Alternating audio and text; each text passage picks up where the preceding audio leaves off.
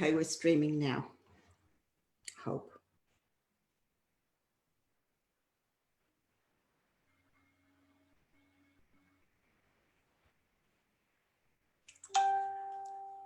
Hi there, I'm Michelle Hanton and we're here on a Wednesday, or if you're in North America, it's a Tuesday evening for another chat with inspiring women in business.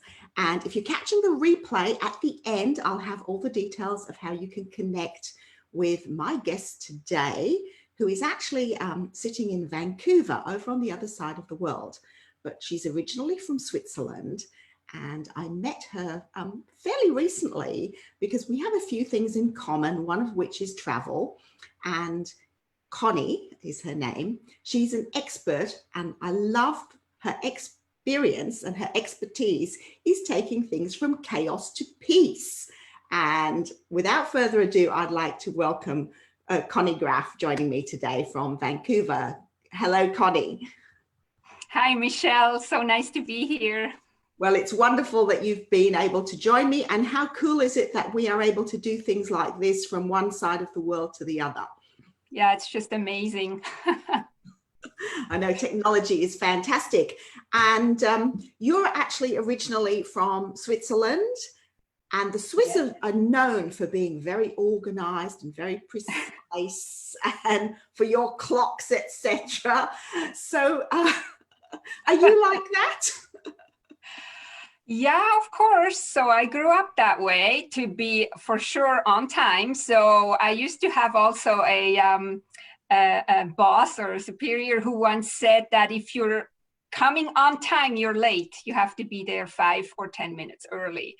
And that's actually how I grew up. And that's kind of how I still live. I also feel, when we're talking about chaos to peace, I also feel it's more peaceful when you actually arrive a little early. You're less stressed and less flustered. So I feel that is one of the good things that I got on with me from Switzerland, to be on time, or I mean, trying to be on time. So that's, yeah.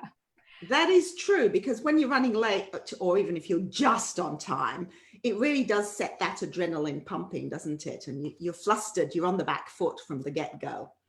Yeah, yeah. And I feel there is a lot of value in when you come early and then you can sit down and you can just kind of arrive, and then you're actually more present too. And so I totally agree with it, but I mean, I understand not everybody thinks that way, but for me, it works. For me, it works. Yeah, and in this busy, bustling world, being organized and coping with chaos can be very challenging. I find it very stressful and challenging. So, yeah. Now, I've recently spoken to you, and you were telling me that you've pivoted. You used to be an accountant. Yes. So yeah, that's correct. So I'm in Switzerland. I'm a certified financial expert, accountant, controller. I used to work in corporate as a financial controller, marketing controller. I did all kinds of jobs. And then later I was a freelancer, and I basically went in as an external consultant for budgets, forecasts, analyzing numbers, and all that good stuff. So yes, very much so. And yet now you live in Vancouver. Yeah, I just live outside of Vancouver. Yes, not quite in the city. I live in the so-called suburbs, probably you would call it. Yeah. It's a beautiful city, is Vancouver. I've had the pleasure to visit several times. So tell me what you're doing today. I know I read your book just recently, From Chaos to Peace. Can you tell us, how did that come about? How did you decide that this was something that was needed? I actually didn't decide that. So it actually was before I was an accountant. I was into, so when I was maybe 9 or 10 years old, I would already start reorganizing my room, always figuring out, how can I have it better? How would it work better? How would it feel better? I was always kind of like going through my things and weeding out what I don't need. Of course, back then, I didn't call it decluttering. Nobody called it decluttering, really. It was just like, Connie does her thing again. She has all her room. Like, I pulled out all the furniture, pulled out everything, would rearrange everything, would only put back what I wanted. So that's something that I did way before accounting. But then, of course, that's not something that you could choose as a profession back then. In Switzerland, I don't even know whether it was anywhere a profession. Professional organizers today is a profession that you know, or decluttering expert you know too. But back then, I don't think that was really a thing. And so I ended up in the office, first in an insurance company, later at different other corporations. And I basically climbed up the ladder because I kind of clued off that numbers are my thing. So I actually have an affinity with numbers. So I became a bookkeeper first, then I climbed up and became an accountant, and then a controller. And you have to know that an accountant in Switzerland, how we call it, that's not necessarily the person who does taxes. It's more the person who does the books, the year-end closing, analyzes numbers, and the controller then too, budgets, forecasts, and all that. So I was never that much into taxes, but of course we had to know a lot about taxes, but I was never doing taxes. But that's kind of how I became an accountant, was more by accident. And then when I moved to Canada, all my credentials from Switzerland were basically not acknowledged here, not recognized. So I would have had to go and do all these certifications again. And I felt like they were hard enough in Switzerland, and I just felt like that was not for me. But one of the things that I always came across, even in Switzerland, when I was helping my clients more or less with finances only, I always on the side did organize the office, or organize the filing system, or organize the computer, or putting different systems and processes in place and stuff. And so that's kind of what, I don't know, then came out of it when I came to Canada. I'm like, oh, okay, well, that's also something that people need. And oftentimes when people have a mess in their finances, they have a mess on their desk or in their filing system. That's also a reason why they have such a mess in their finances. So it kind of, for me, it was a normal kind of evolution to happen that way. It may not look so obvious from the outside, but for me and from my experience, that was pretty natural how this happened. Yeah. Yes, I have a number of friends who are bookkeepers and accountants, and they do tell stories of clients arriving with shoeboxes full of receipts and going, here. Yeah. So out. I always joke and say, if you have it in a shoebox, you're already one level up from being disorganized. I had all kinds of other clients, not even in a shoebox. Like, I remember one client, I had to go to her home and she had it basically everywhere. I had to find it. So yeah, you hear some funny stories. Right. So you had this in you all the way through, and it's something that has now become a business for you and led to your book. So yes, tell me about the book. Yes. Yeah, so it was, of course, like a transition. It was not just like I came to Canada, decided to do this business, and then wrote a book. There was about 10 years in between, but yeah, basically. I also did some extra training, because helping people declutter the office is one thing. Helping them declutter their home is a different thing, because it goes much deeper, more emotional and all that. So I did some extra training on that. And yeah, and so now I'm having a business and I'm helping people like declutter and get organized in an easy way. And that's why I also wrote the book. But the book came actually out of a challenge that I did with my friend, Vicky McLeod. We do this already 3 years in a row, always in February. And it's called Decluttering is Self-Love. And it's a challenge that goes the whole February. And then we decided we make a book out of it. Yeah, well, it's a very interesting book, I have to say, because I have got your book. I found it really interesting because it's one of those that you can actually dip into. You don't need to read from cover to cover. Exactly. So how did you decide to format it? You know, what made you decide you were going to format it in this way? So I think that was not necessarily a conscious decision. That came out of the challenge, because the challenge was first. And we wanted to offer a challenge where everybody who wanted to get organized could be part of, even if they didn't have a lot of time. So then we made all these bite-size or snack-size little tasks for every day. And even if they would miss a day, or if they would only have 2 minutes or only have 5 minutes, they could still do it. And that's actually my whole philosophy around decluttering. So one of the things I always say is a few minutes a day keeps the chaos away. So it's much more beneficial if you do a little bit all the time than when you're doing something big and then 4 weeks, nothing. So, and that's kind of how we've built up the challenge. So we want to make sure that nobody felt behind. We also always said nobody's behind. You can jump in at any day. Even if we're in week 4 on day 5, you can still jump in and be part of it. And that's then how the book also became this way. And I feel like it's nicer when you don't take the people from A to Z, like, okay, the rule 1, you have to do this, then do this, then do this, and rather let them go. Okay, today, really my kitchen is stressing me out. So, okay, let's see what Connie says about kitchen, you know, and then go and look there, rather than, oh, I have to read the book from page 1 to page, whatever it is, 68. And maybe somewhere in between I read what to do in the kitchen. Yeah, so that's how this came about.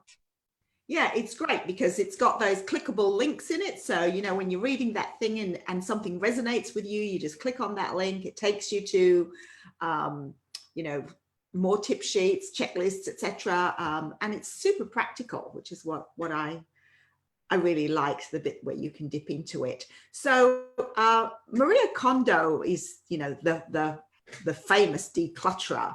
And she says, you know, you've seen all those jokes on Facebook and whatnot about hold it close, and if it doesn't give you joy, throw it away. What do you say to those kind of things? Okay, so I'm probably 180-degree the opposite of Marie Kondo. So I'm not saying anything against her. I'm thinking her system probably works for a lot of people. Otherwise, she wouldn't be so incredibly successful. What my experience is a lot of times her approach doesn't work here so much in North America or even in Europe, because she comes from Japan. It's a completely different culture. I believe they are just how she says, okay, it has to spark joy, or I have to thank it. And like when I read her book, I had to laugh a lot because she thanks her socks for carrying her through the day. She thanks her handbag for working hard. It's not my language. There's nothing wrong with it, but it's not my language. And the other thing that I approach different than Marie Kondo is also like, I don't have rules. She has these rules where you have to start. So first you start with clothes, and then you start with books, and then you do this, and then you do this, and then you do this. And you have to go and grab everything and pile it up in the living room or wherever room you want to pile it up. And I feel, and I have the experience with my clients, that this can be very, very overwhelming. And so I come from a different angle. But of course, what you want to keep should spark joy. If we want to use that wording, I would probably not say spark joy. I would say it serves you, you like it, you love it. When I help clients declutter, I always ask, okay, is it something that you love? And when they say no, then I say, okay, is it something you're using? Is it practical at least? And when they say yes, then okay, well, then it's not clutter. If they say no again, then I say, okay, you don't love it, you don't use it, why do you have it? And then we can go deeper and figure out why do you have it. And when you just ask, does it spark joy? Somebody who has trouble letting go of clutter, they will just say, yes, it sparks joy, just because they don't want to go through the pain of having to let it go. So then, of course, it sparks joy. And that's a little bit And it's not a critique on Marie Kondo. That's her way, and it works for so many people. That's fine. If it doesn't work for you, then maybe you try a different way. And it's maybe the spark joy doesn't work for you, which for me it wouldn't work. For me, my phone doesn't spark joy, or my things don't spark joy, but either I love them for whatever reason, or I use them, and that's my approach. Yeah, I think that's a great approach. Do you love it or do you use it? That's very practical. And I have to say, I know I am guilty of keeping things in my wardrobe.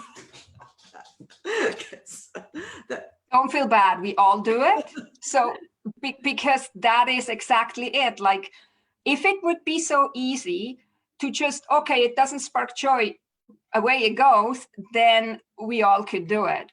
And there's always a reason why you can't let go of certain things. Your head may tell you, oh yeah, I'm never wearing it and I don't really like it, so I could let it go, but you can't. And that's where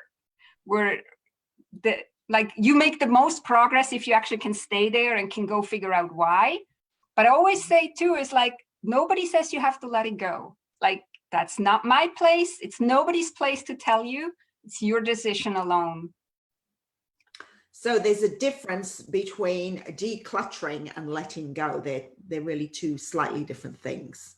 I feel so, yes. Because letting go, I feel like, but that's maybe just how I understand, for me, the wording. But for me, letting go is I actually consciously decide, okay, no, and this I can let go now because I actually examined why I was holding on to it. Just decluttering, I actually don't really like that word too much either. It sounds so simplistic, which it is not, because if it would be so simple, then everybody would do it. And then just to spin on this further, so what I always say too is like, don't necessarily only focus on what you want to declutter or let go. Focus more on what you want to surround yourself with. So focus on what you want to have. And you may have noticed in the book, in every section that we have, we start with a love tour. We start with appreciating what we actually like. And then from looking at what we like in the home, for example, it might be easier, or for a lot of people, it is easier then to let go of other things because they can see how they interfere with the things that they like, or they don't fit, or they don't work there, or whatever. So I focus first on what you want to surround yourself with, and then we're going and taking away what all doesn't feel good around that. Yeah, and you've called your book very deliberately From Chaos to Peace. Very deliberately. And peace, of course, is individual. So it's not up to me to tell you how you feel good or peaceful in your home. That is up to you. So there is no rule. Like, I know Marie Kondo has rules how many things you can have, or there was this huge discussion about how many books you can have. I don't have rules because it's individual. Somebody loves books, then they have hundreds of books. That still doesn't mean they have a cluttered home necessarily, you know? So it actually really depends. It really depends what peace means to you. And I think that's a very valid point, Connie. My daughter is, she's a writer, and she has always loved books, and her room and her study and everything is just covered in books. There are books everywhere. I don't know how many, but for her, that is a peaceful place. So yeah. She knows what she's got. She knows what books she's got, where they are, and they all serve a purpose for her. Exactly. And she probably refers to them, she reads them, she does something with them. At that moment, it's not clutter, you know? Yeah. And for you as the mother, or maybe for somebody else, this may look like clutter, but to her, it's not, because that's what she's working with, or what she expresses herself through too. So very individual. I think that's an excellent point, because I say that is her peaceful place when she's surrounded by books, or when anything is stressful, etc. She retreats into her books. That's her, her safe, peaceful space. So yeah, you make a great point there. So tell me now, you talk about chaos on your computer. I think that is really interesting because it has so much memory and we do use them all the time. And I know, I mean, I don't have anything on my desktop, but I know there's a lot inside it that I don't see. So tell me about that aspect.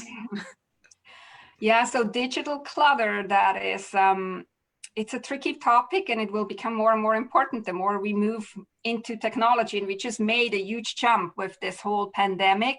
More and more people are now using technology and online and everything, which creates even more digital clutter. But so yeah, to start with, so the desktop, so the screen, I have one icon on it, and that's the trash can. And then I have a beautiful picture to look at, and I have nothing else on there. And then, of course, I have a nice organization in the background, like a nice filing system. So I find things, because if you're trying to, you have a file and you can't find it, that's also very stressful. And I feel like it's, it can be even more stressful in the digital, in the computer, in the digital world, to search for files than in your office for paper files. And what I notice is that the computers or the software, I don't know what you're using, but I'm using Windows, and I just had to switch from, I was still on the old Windows 7, I had to switch to Windows 10, and it doesn't really make it easy for you to actually keep that stuff organized. So I spent probably 2 days to tweak on this Windows 10 so that it works again the way I want. And yeah, so I feel it's very important, and because you're also, you're filling your computer up, and it's not something that you see. The physical clutter, you stumble over it, you see it all the time, so you're more aware of it. In the computer, you don't see it that much, and it can still weigh on you. So they even have scientific studies that can prove that clutter weighs on you, and the stress makes you feel heavy. So this is sneaky clutter when you have it in a computer, Yes, well, there's that wonderful little tool called search that you type in, and if you're lucky, something pops up. And I have to say, it's been my experience sometimes when looking for very old files, typing in, and all these other things pop up that I didn't even really realize were there because I'd forgotten about them. So you're so right, it is that digital clutter that's taking up space. Yeah, and you may find it with the search button if you named it in a good way too. But then a lot of people don't name it in a good way because they're in a rush, or they don't have a system how to name it, and then it gets harder. And I'm not saying you don't find it, but you may lose a lot of time or waste a lot of time to find it again. Yeah, and another thing that I would like to mention here too with digital clutter, it's not just what you have on your computer.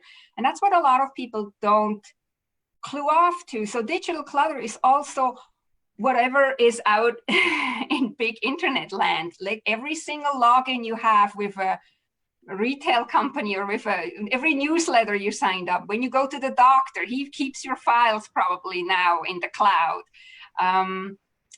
All these things, you're on Facebook, so there you have digital clutter. And the crazy thing about that is that it's always there, so you can and double and triple possibly, and it can be very overwhelming. And on the computer too, if you don't have backups and your computer crashes, that could be a huge source of stress. So that's also one thing that I say, if you even don't have a nice filing system on your computer, at least make a backup so that if something happens or you delete by accident something, you can go back to your backup. So yeah, I'm a big fan of Dropbox. I've been using it for quite some years now, and it is a godsend. I know there's many different things you can use, and I used to have external hard drives, etc. But I just find the Dropbox so convenient because I can download and upload from anywhere in the world, which is brilliant. Yeah, you have to pay for it, but it's worth it. So it's definitely worth it too. When you think about it, what happens if something would happen to your computer and like your hard disk crashes and then you don't have it anymore? I mean, what would that mean? So it's probably cheaper to pay a little bit for Dropbox or for an external hard drive than going through that headache and hassle. yes, I've heard many a horror story, and I'm sure you have too. So tell me, Connie, what is your favorite area to work in? Oh, my favorite area. Huh. I don't know. I think it would probably the office. I come from the office world. I do love the office. I do love to work and help clients create an office that works for them. I have a system how to set it up. It's not in the book, because in the book we're not really talking too much about the office, but I do feel like, especially for us who we have our own business, it helps when your environment is supportive. And if you can set it up in a way that it supports you and you can have everything that you need right at your fingertips, that's kind of like my passion. So I'm helping, or I prefer or love helping people set their physical workspace up, then their computer if they feel like, and the filing system. Just all these things that people always say, oh, this is such a pain in the rear or whatever.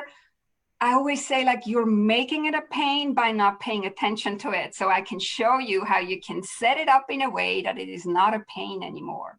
And so that's probably, I come from the office where, like, I used to work in the office and I had the reputation, like they used to say, oh, Connie has nothing to do because she has nothing on her desk. But that doesn't mean I had nothing to do. I just only had on my desk what I actually was working on, and everything else was not on my desk. So yeah, that's kind of my passion. Yeah. So what do you think about just going purely digital for filing and not having any paper copies? Is that how you work? It's not how I work right now. And I feel too that is personal preference. So my experience is younger people are more leaning towards everything digital. They're more used to it. We're the generation that started out with paper. So I don't print necessarily things out that come in digitally, but if it comes in paper, I often keep it in paper. So, but so that's where I'm not 100% congruent, because I don't recommend that, because it is harder to keep certain things in paper and other in digital, especially for business paperwork. But for me, it works. But I think it's personal preference. And I know a lot of people, or especially also women our age, they prefer to have paper because that's just how we grew up. And there's nothing wrong with it. What I don't endorse is when you get an email and you print it out to read it. I think this is not good. I know of people who do that, and I feel that defeats the purpose. So, but if it comes in paper, like if it comes in the mail as a piece of paper, it depends on the situation whether or not I scan it in and throw away the paper, or whether I keep it as paper. Some things it's like with books. I prefer to read ebooks because it's easier on my eyes. But on the other hand, books, having a book in your hand is sometimes still nicer. And it's similar with paper. Also, when you come from I come from the corporate world where we analyze numbers and everything, sometimes you see things on paper that you don't see on the screen, and you just need it on paper, like analyzing numbers, or why is the gross profit not the way it is? You don't see it sometimes on the screen. You literally need to have it on paper, and then all of a sudden you see it. So paper has its place. And I'm more about have a good system that works for you, and then it doesn't matter whether it's paper or only digital or a combination. As long as you have a system, that's the main thing. Yeah, I think that's a very valid point. A system is so important. I must say, I love a real book in my hand. And I actually wrote a blog post about that some years back when I was living in Spain and I couldn't get many books in English. I was forced to move to, I call it the dark side of the Kindle.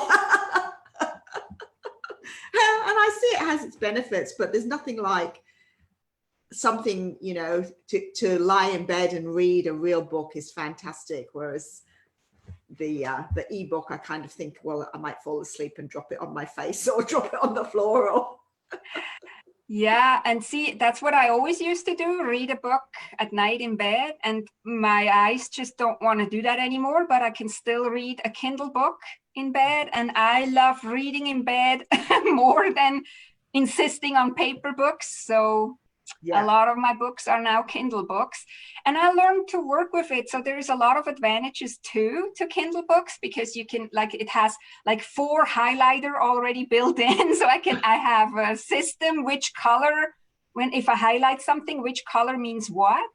I can make notes in there. I can later go in there and sort by color. Like I highlighted yellow. I only want to see my yellow highlights, and I can only see that. I can use the search function. So it has a lot of advantages, I do see.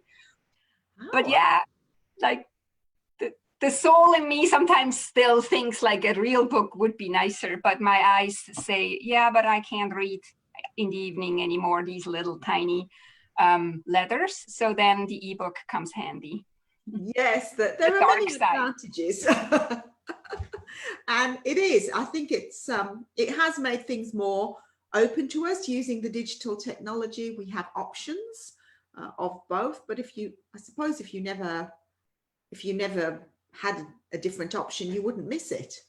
So yeah, probably not. But then you mentioned traveling. We both have traveling in common, and I remember my suitcase would be half full with books and only the other half with other things that I needed. And now I can just take my little iPad here, and I have all the books on there that I want to read, and I always have more than one on the go anyway. So if I travel somewhere, I would have to bring at least 5 or 6 books with me, and now I don't. So there's a lot of advantages. There's a lot of good things. But yeah, so the book in its natural form is still my favorite too. Yeah, probably because it has it's tactile. And we have that emotional connection in some way to touching something. Yeah, and possibly writing by hand on it, or having sticky notes in it, or the smell sometimes too. I don't know how you feel, but sometimes the smell reminds me of something. Definitely. Yeah, it is different. It's kind of hard to grasp really what it is. I like both, so I'm really happy we have both. Yeah. So. Yeah, I can remember, when I was studying a lot, using the physical highlighter, etc. And then sometimes when I had to recall something, what would happen is in my memory banks, it would kind of shuffle and I could see it in the book because I'd obviously put something in there through the highlighting process, and it stuck in my memory and was easier to recall. So yeah, it's funny how we have those different triggers that are associated with everything, which brings us right back to that, title of your book, From Chaos to Peace. We have that peace because we have a system. Yeah. A system. Yeah. And again, it depends what works for you. So very individual. Yeah, absolutely. And it would be very boring if we were all the same. Definitely, yes. So if you were to give one piece of advice, so if somebody comes to you and says, I don't know where to start, the whole thing is chaotic and cluttered and I can't think straight, where would you suggest that person starts? So I would start somewhere where it's most obvious and the least emotional. So usually bathrooms are not so emotional, kitchens are not so emotional. Start with small manageable chunks, don't overdo it. Like we all have a timer on our cell phones. Set the timer for 15 minutes and do something for 15 minutes and start with the most obvious. So a lot of people, when they have clutter and they don't know where to start, there's a lot of things that they like come to their house and they tell me already, oh yeah, this can go in the garbage and this can go in the garbage. And I'm like, why isn't it?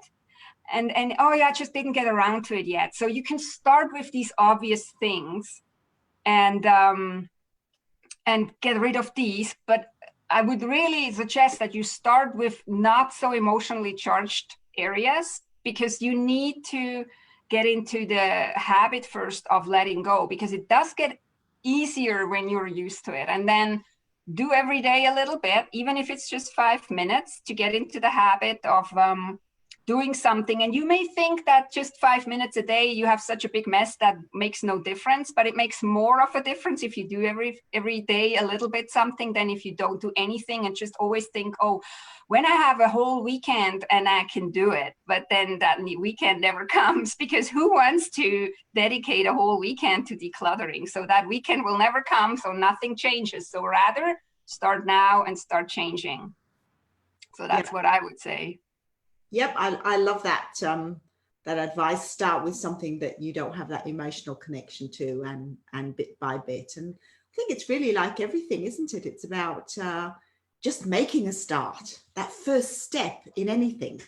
Yeah, and we always think we have to make right away this huge difference, and we all are very impatient. I'm not a patient person. I totally get it when people want to jump ahead, but it didn't get that bad overnight, so it will not get better overnight either, and it's also not sustainable. So even if you would find next weekend to declutter for 2 days, it doesn't mean that it's going to stay that way, because you haven't changed your habits, you haven't changed the way you work in, and so it will clutter up right away again. And if you do it slower and more methodically, then the clutter doesn't creep right away back in, because you're constantly on top of it. So in the long run, it's much easier, and I'm all for easy.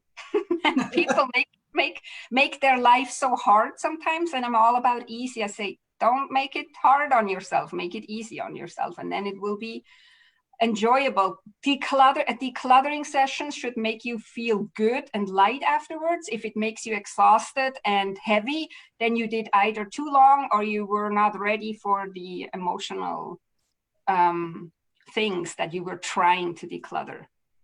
That is a very, very good point, Connie, that don't overdo it, and perhaps you're not ready for it. So those are some great points to leave people with. And you have a podcast where you have something new every week along these lines. Yes. Yep. Yes, I just started the podcast in February, so I'm at episode 16, but there is already, like, my core philosophies are already there, and I did.